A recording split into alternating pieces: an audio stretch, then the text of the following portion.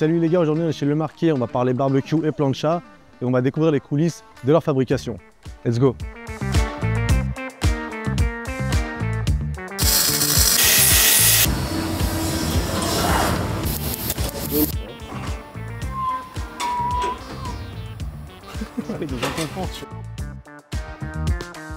Alors on est avec Régis président de Le Marquis.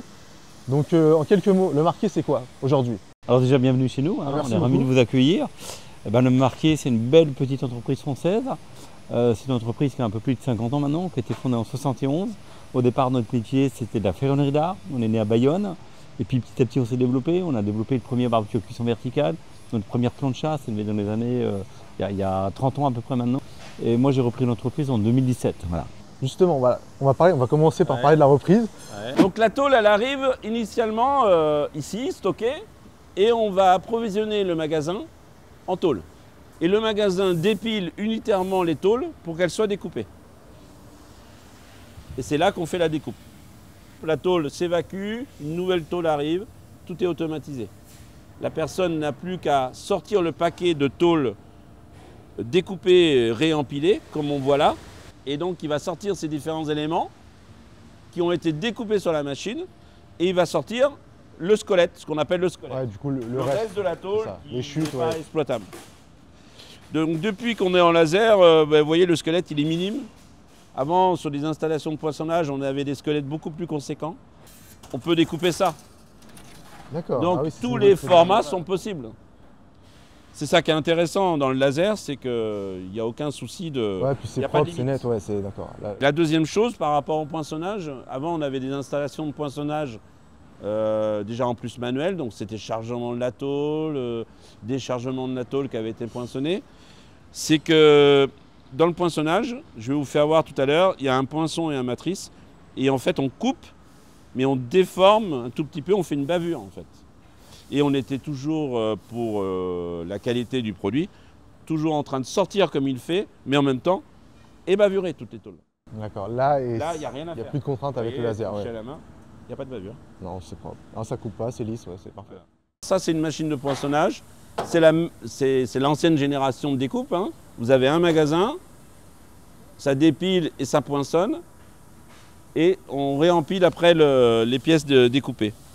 Une poinçonneuse, c'est un poinçon et une matrice. Donc, vous imaginez au-dessus, il y a un poinçon carré. Et ça fait un trou carré. Carré. Si vous voulez faire un rond, ben, vous ne pouvez pas, il faut un autre poinçon. Un autre poinçon à matrice, et là on a une tourelle avec 30 outils, donc vous êtes vite limité. C'est ça, ouais, c'est vrai pour faire un logo Le Marquis, c'est mort. Là c'est mort.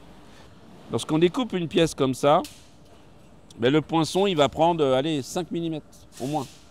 Donc toute cette matière elle est perdue. Alors que sur le laser, c'est 0,8. Hein.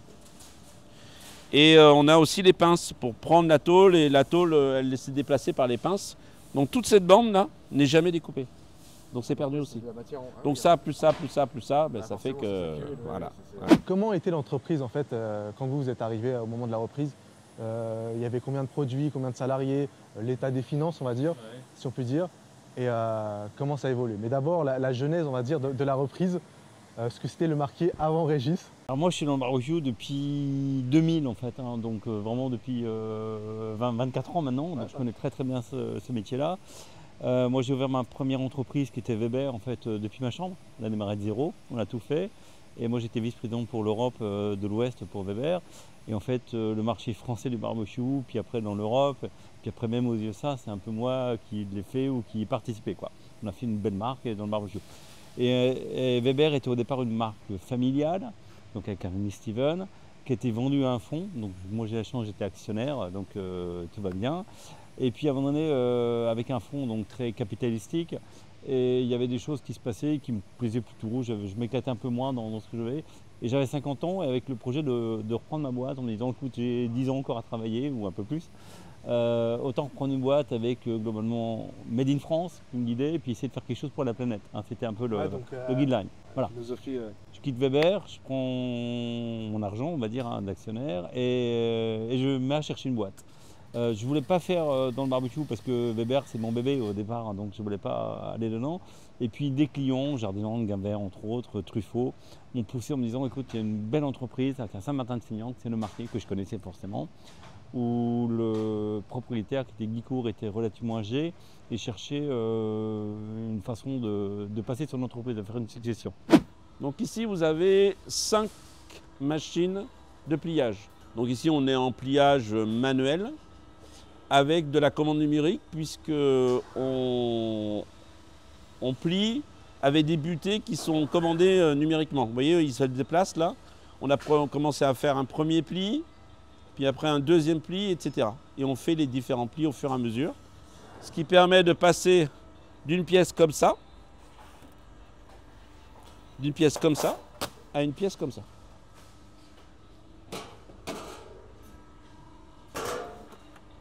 Donc l'opérateur a son programme, il a différents pas de pliage et il présente la pièce dans les différentes étapes pour pouvoir faire les différents plis. Voilà. Quand même un phénomène marquant sur le marché. C'était la seule entreprise qui avait ce qu'on appelle l'hackability en américain NPS qui était supérieure à Weber. En gros, quand tu as une plancha ou un barbecue de marqué, tu en es content quoi qu'il arrive. D'accord. Donc on a un taux d'engagement de nos consommateurs très très fort, dû à la qualité des produits. Voilà. Et donc, voilà, ça s'est fait naturellement. Je suis arrivé sur le marqué, j'ai racheté l'entreprise avec un ami Bruno. Là, la genèse, en entreprise où plein de choses qui allaient bien, des bons produits, une bonne image, mais il fallait moderniser, on va dire tout refaire. Et donc on a fait rentrer un partenaire financier à nos côtés parce que ça demandait beaucoup d'argent. Et on a tout reconstruit, en fait, du sol au plafond pratiquement. L'usine, les produits, les circuits de distribution, on a tout refait. Et aujourd'hui, c'est une entreprise qui tourne bien, c'est une belle marque, on a des personnes très engagées, enfin, vous avez pu parler avec elles. Et on est reconnu en France comme, on va dire, le seul leader français de la cuisine en extérieur et finalement la seule alternative au grand numéro 1 qui est Weber en fait. Voilà. Grand que vous avez essayé, enfin que vous avez... Ouais, que j'ai fait. Voilà, donc... mais qui est mon bébé, donc génial. Il n'y a pas de problème, c'est la famille alors. En termes de chiffres, aujourd'hui, le marqué c'est quoi? Un conteneur au prix, c'était entre 6,5 et 7 millions d'euros. Et aujourd'hui, c'est entre 16 et 17 millions d'euros. Et puis, on espère qu'on va continuer le développement. Ah, ils sont pas là, mais allez-y, rentrez quand même. Merci beaucoup. Brièvement, ici, c'est là où on conçoit tous les produits. Donc, nous, habituellement, une plancha, elle se fait... à l'origine, on travaille soit avec une volonté chez nous de faire une nouvelle plancha et on définit le design, ou alors on donne en mission à notre agence design qui est Stellantis, donc le Peugeot Design Lab, Peugeot, qui font le design des voitures. Ils travaillent avec nous et ils nous font un design d'une plancha. On part du cahier des charges, des designs, des dimensions, du dimensionnel, des courbures, ce que ça donne. Et puis après, on commence à dessiner ça sur SolidWorks. C'est un outil de conception. Ouais, de conception 3D. Et on va jusqu'à après faire la mise en tôle, comme ici par exemple. Ça, c'est la mise en tôle. Et on commence à découper. Vous voyez, ça, c'est la mise en tôle. On a fait le programme. Ils ont fait le programme en 3D. Ils l'ont développé. Là, c'est tout développé. Là, il y a la représentation de la découpe. On envoie ça sur les différentes machines et ça découpe. C'est Arthur qui disait tout à l'heure, ça coûte trop cher d'acheter du pas cher. Mais c'est vrai, quand tu achètes une belle plancha qui fonctionne bien, qui garantit la vie, réparable la vie, et en plus tu fais du bien à la planète et à l'emploi en France, voilà. Rejoins-nous quoi. Exactement, ça dure. Voilà. C'est un super produit que vous avez. On a pu le voir en faisant le tour d'entreprise. En fait, la qualité est partout. La volonté de bien faire est dès le départ, dès la conception. Vous ne faites pas un produit jetable. Donc cette zone, c'est le montage des planchas. Ici, on monte les planchas, on contrôle les planchas et on les emballe. Ouais, montage surtout, c'est ça qui est... Donc Giovanni, par exemple, là, il est en train de faire finir son montage. Il a assemblé la partie fonctionnelle de la plancha. Donc les brûleurs, le porte-brûleur, les différentes portes électrodes et thermocouples. Donc c'est le contrôle du gaz, si ça chauffe. Et puis il va après finir de rifter tout ça et il a terminé, il va faire son contrôle gaz. Et ça, c'est quel modèle ça? c'est la plancha signature. Et c'est combien de temps un montage Oh, ici, on a 20 minutes. Hein? 20 minutes, quand on a fait tous les pré-assemblages, après au final on met... Ouais, un peu moins, mais au total, si on faisait tout, c'était 20 minutes. Mais bien sûr, on fait des pré-assemblages de la partie intérieure et après l'assemblage final. Très bien. Et il y a combien de postes? Alors là, on est sur 8 postes, plus quelques postes là-bas. Donc concrètement, là, ils sont 9, je crois. Mais on est qu'en une seule équipe. On peut se permettre de travailler en 2 équipes et travailler beaucoup plus... On a eu des années, on a fait 35 000 planchas. Là, on était en 2 équipes. Là, on est autour de 20 000, 20-25 000, ça passe. Donc là, test en situation. À l'arrivée de gaz. Et ici on met en chauffe. Et tac, s'allume le premier coup. En gros, ça en direct. Super, merci. Et une fois qu'il a fini son contrôle, là, on a un passeport sur chacune des planchas où il va y joindre la notice. Et il met son prénom, Giovanni. C'est moi, Giovanni, qui a contrôlé cette plancha. Ah, c'est génial, ça. Et c'est important pour le client de savoir que c'est quelqu'un qui a contrôlé C'est ce ça en fait, produit. ouais, ça... on comprend qui est Donc derrière. ça personnalise le produit. Donc ça, le petit coup de stylo, Ouais, c'est c'est sûr pour, que ça a jamais Ça a été été... serré. Ouais. Ça a été serré. Scellé, serré et scellé. Voilà. Si ça bougeait, moi c'était... Voilà, parce qu'il est arrivé dans le passé qu'on avait des desserrages de vis, mais on s'apercevait que les vis avaient été... soit le client avait voulu lui-même faire quelque chose. Nous, elles sont parties, elles sont... Voilà, là, bien, il n'y a c'est- pas de fuite. Super, merci beaucoup. Merci.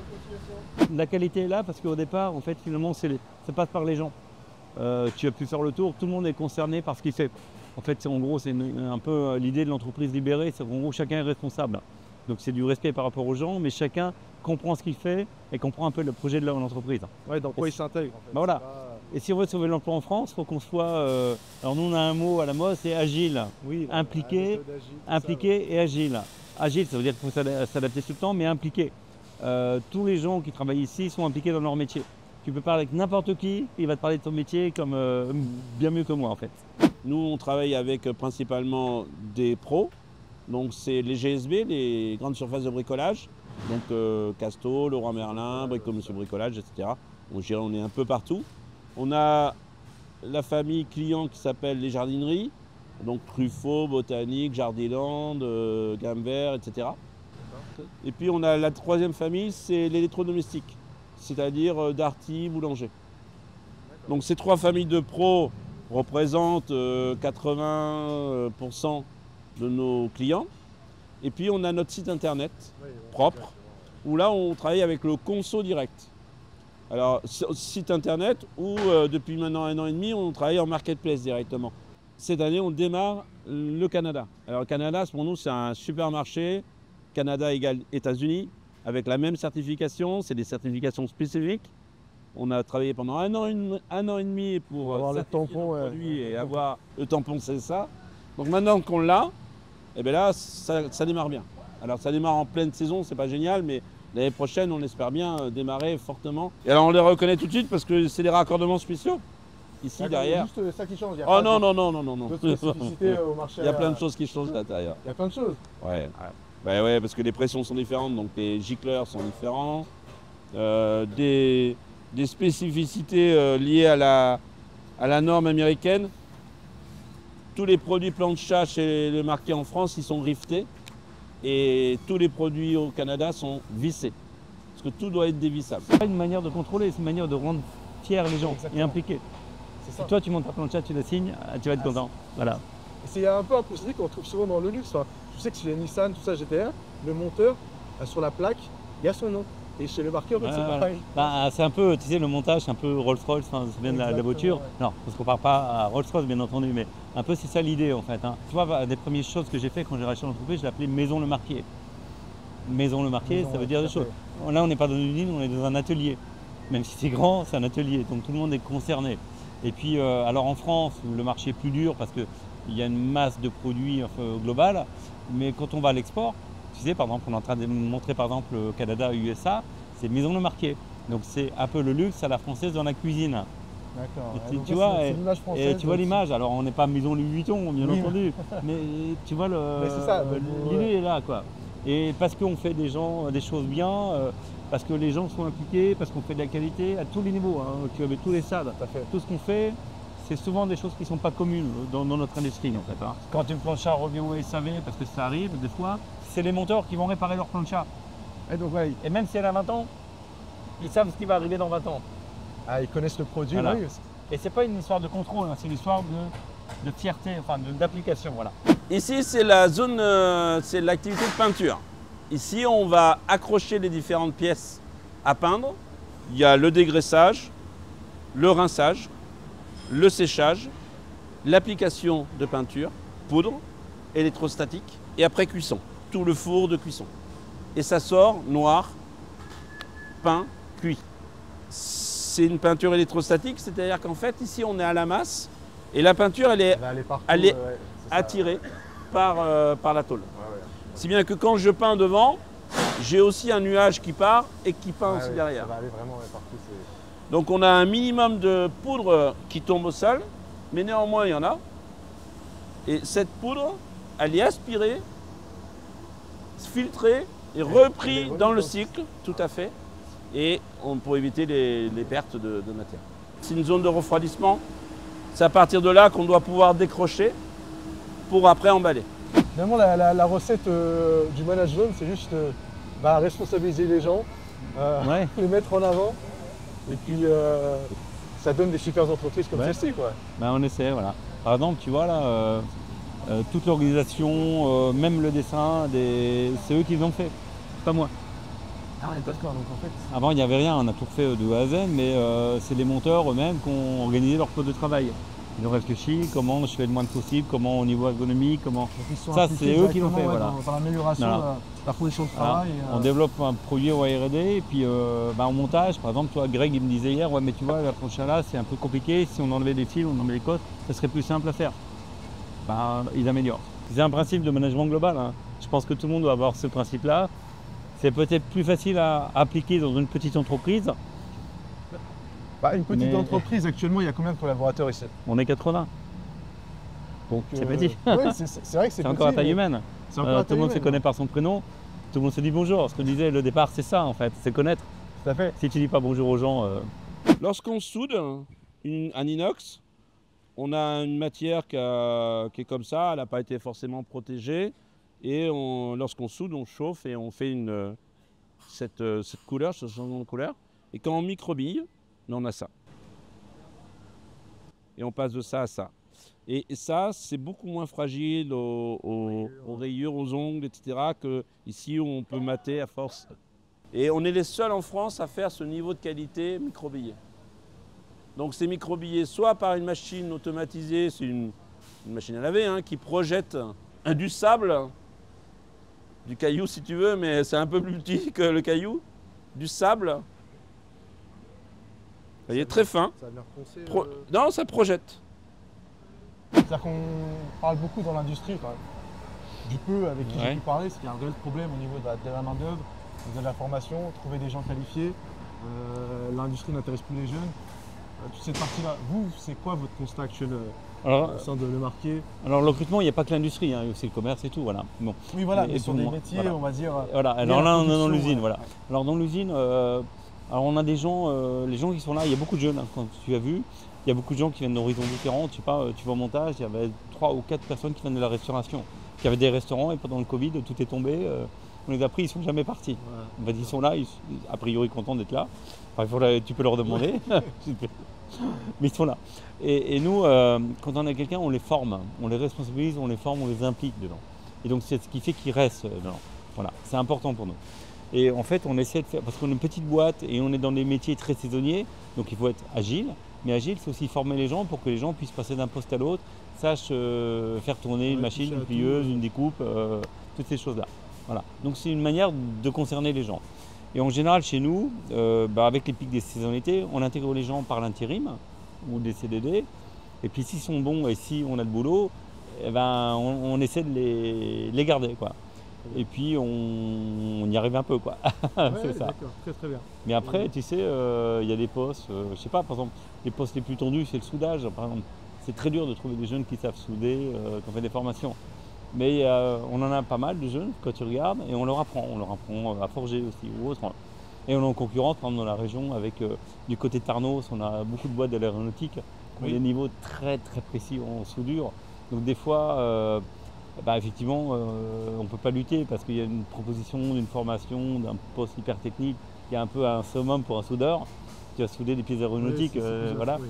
Mais on arrive quand même à se débrouiller avec ça. Puis à la fois, il y a des choses dures. Par exemple, tu vois, à la peinture, on travaille en 3-8, donc jour et nuit depuis mars.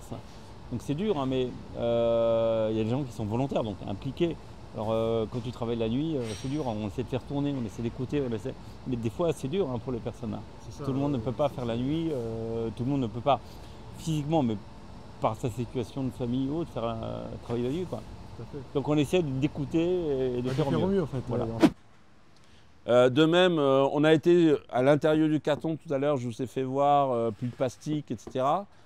Vous pouvez voir sur les anciennes palettes là, qui sont stockées, par exemple celle-ci là, qui est sortie de l'emballage, on met ça pour tenir les cartons, pour pouvoir les stocker en hauteur. Qui sont manipulés. Parce que sinon, ils pourraient tomber, voilà.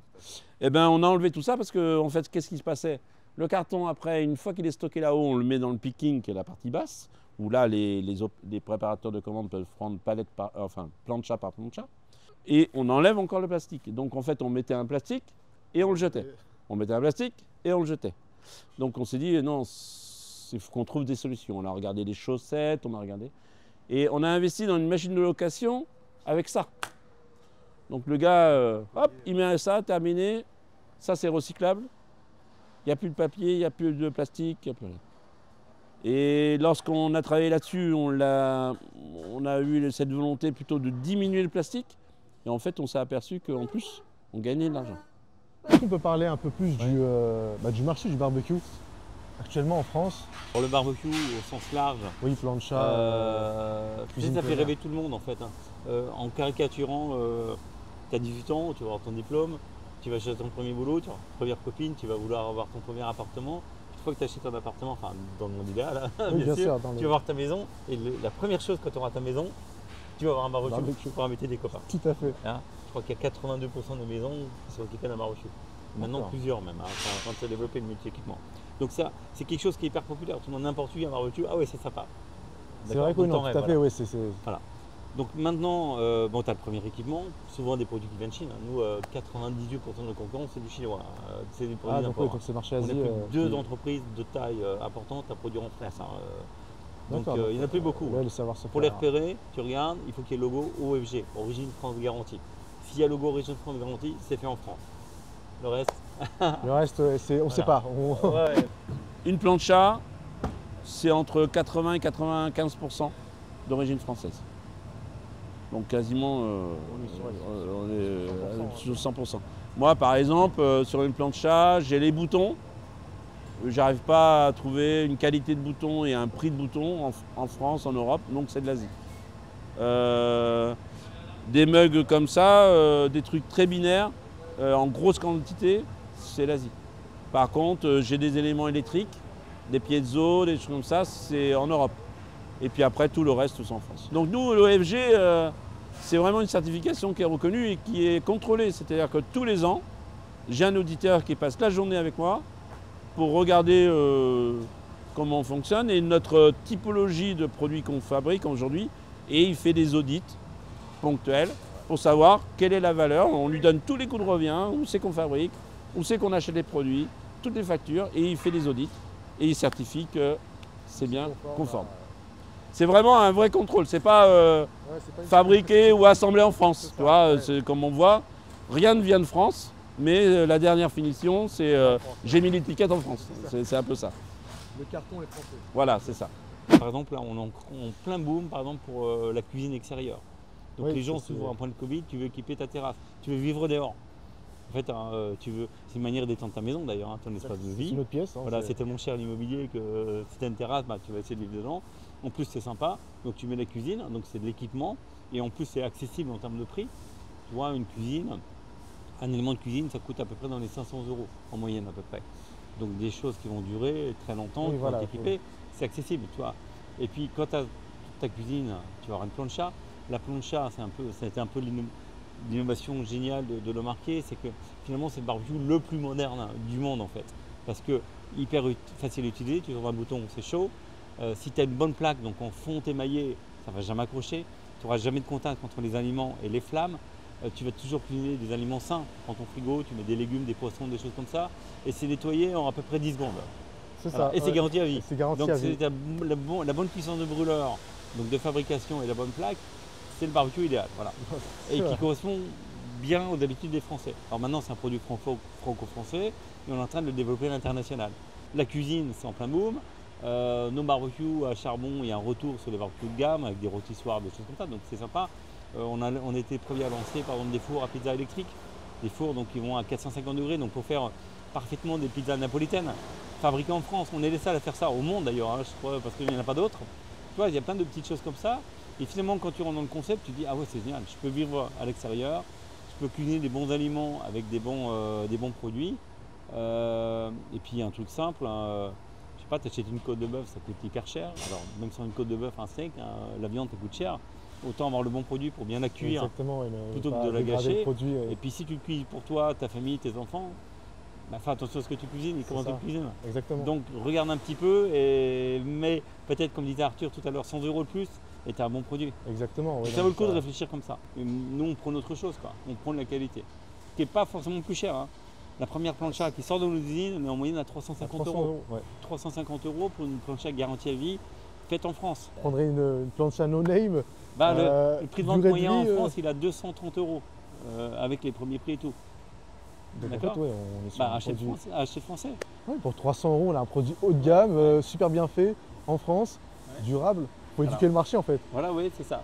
Alors, c'est du temps, c'est normal, mais Bien ça sûr. fait partie aussi de vos recommandations. Tout à fait. Mais acheter français, on est en train de dire les Chinois, les Russes, enfin tout. Mais... Donc comme quoi en fait, j'allais dire le Made in France, mais il faut qu'on fasse attention à ce terme maintenant.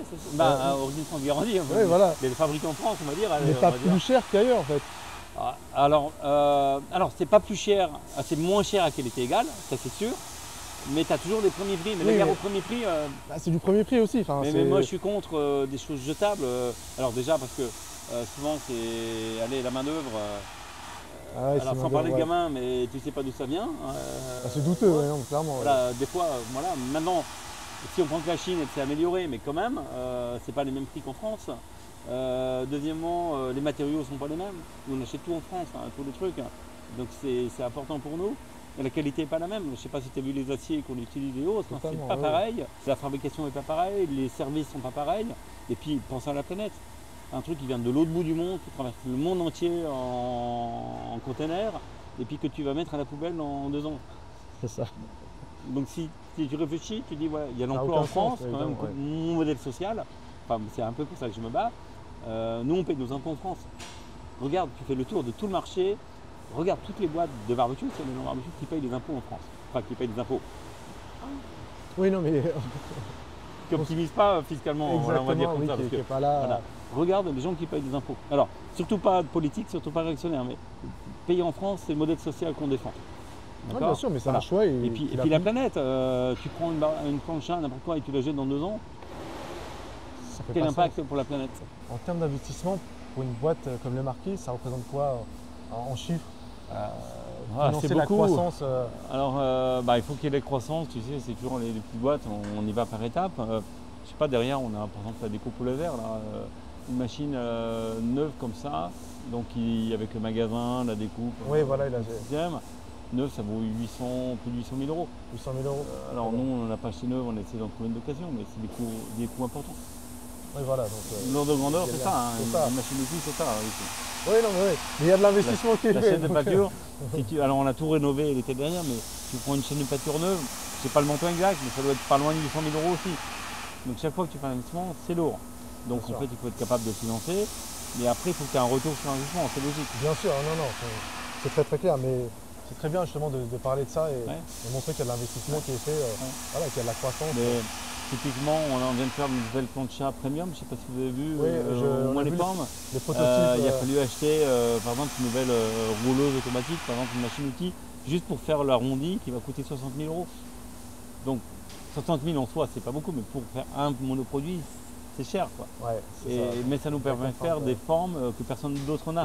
Donc c'est ce qu'il y a en total de commandes à expédier aujourd'hui, donc 86 000 €, ce qu'on a déjà passé en BL, et puis ce qui va passer après en facture à la fin de la journée. Et ils ont sur chacun des préparateurs le volume en chiffre d'affaires ou le volume en nombre d'expéditions fait. Donc ils sont des petits challenges des fois, ils s'amusent. C'est quoi le marché? C'est quoi le persona d'une personne qui veut louer une plancha aujourd'hui? Il y a le côté respect de l'environnement, bien entendu, au départ. Puis il y a les questions évolution de la consommation. Regarde, moi je suis d'une génération où tu achètes ta voiture. Tu avais une voiture, quelle qu'elle soit, il fallait le budget, tu faisais peut-être un crédit, mais tu l'achetais. Aujourd'hui, la plupart des voitures, tu les loues. Ben, pas la plupart, je ne connais pas les chiffres, mais une bonne partie des voitures, tu la loues. Oui.